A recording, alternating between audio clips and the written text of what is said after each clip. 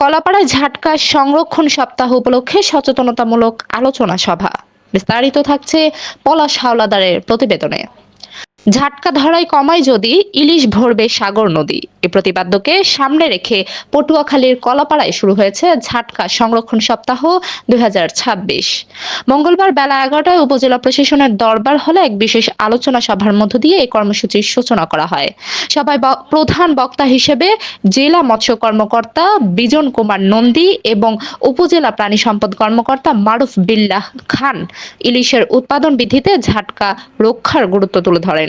অনুষ্ঠানে স্থানীয় প্রশাসনের কর্মকর্তা ও প্রেস ক্লাবের সাবেক সভাপতি হুমায়ুন কবির সহ বিভিন্ন ইউনিয়নের শত শত জেলে অংশগ্রহণ করেন।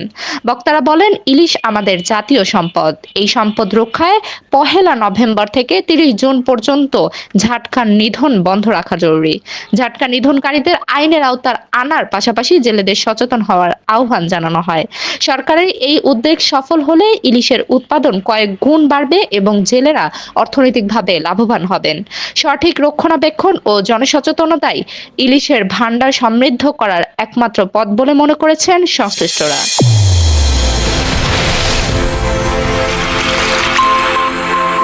চ্যানেল A1 হৃদয়ের স্পন্দন।